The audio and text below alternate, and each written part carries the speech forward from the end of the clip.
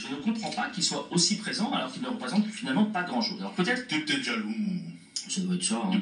J'aimerais bien avoir mon émission de télé, moi aussi. Non, mais je veux dire, je ne comprends pas. Alors peut-être, j'ai creusé, j'ai posé des questions hein, par rapport à ça. Peut-être que c'est son statut d'ancien directeur de Reporters sans frontières qui fait qu'il a un lien privilégié avec les journalistes, mais ça n'explique pas tout. Et là, il va complètement divaguer, puisqu'il va partir sur la question de la pédocriminalité, et que, selon lui, ça aurait été acceptable à une époque. Évidemment, on parle de l'affaire de l'école de Bétarame, près de Pau, où, a priori, le ministre, mais on en reparlera tout à l'heure, le ministre de l'époque de l'Éducation nationale, à savoir François Bayrou, et l'actuel Premier ministre, et le président du Conseil général à l'époque du coin, et en même temps maire de Pau, historique, il va expliquer que c'était acceptable la pédocriminalité à cette époque-là parce que, tenez-vous bien, sa mère ne portait pas de pantalon. C'est lunaire, je vous laisse écouter. Je crois que réellement, on n'avait pas... Attendez, moi je me méfie toujours, tu sais, de juger aujourd'hui avec ce qu'on a dans nos têtes, ce qui s'est passé il y a 40 ans. Je n'excuse pas Benjamin Duhamel. Je dis simplement le regard... Non, Benjamin, le regard qu'on porte sur ce genre de choses n'est pas le même. Attendez, mais moi, je sais, je me souviens des rapports entre hommes et femmes à la maison et tout ça. Honnêtement, moi, je vous raconte, ma mère, elle n'a jamais osé porter des pantalons parce que ça faisait pas plaisir à mon père.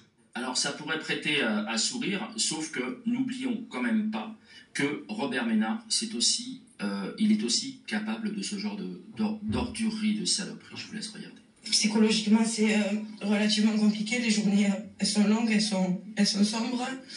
C'est très dur de s'en remettre. Ça a été une dégringolade et les gens n'ont pas considération de ce qui nous a été fait. Les gens croient que M. Ménard a agi en grand super-héros et qu'il a sauvé la France d'un troublard d'ordre public alors qu'il a juste gâché une vie de famille et c'était juste un numéro de titre de séjour. Il avait eu un récépissé. C'était pas un voyou et on était là juste pour s'aimer, on voulait vivre notre vie tranquillement. On poursuit les clubs avec Bruno Tertrais. Oui, alors, qui est un espèce de porte-parole du Likoud et d'idéologie coloniale. Mais c'est d'abord un universitaire. Oui, mais Florence Bergeau-Blaclair est aussi une chercheuse, enfin une anthropologue du CNRS, donc voilà. Malheureusement, ces titres-là sont un peu dévoyés. Il va expliquer et faire un parallèle entre le fait de soutenir, ou du moins de condamner, un génocide ou une épuration ethnique, ce qui se passe au Moyen-Orient avec Gaza. Il va en faire un parallèle historique avec 3 événements légers, simple à comprendre et tout à fait acceptable. Pouf, évidemment c'est ironique, je vous laisse écouter. Oui, je rappelle pour une grande partie du public francophone qui ne le sait pas, c'est que la cause palestinienne, qui je le répète est une cause éminemment légitime sur le principe et sur le papier, trouve en fait ses racines dans les 3 grandes idéologies mortifères du XXe siècle, à savoir le nazisme, l'islamisme et le soviétisme. Alors on poursuit avec Nabil Haït Akash. C'est qui ?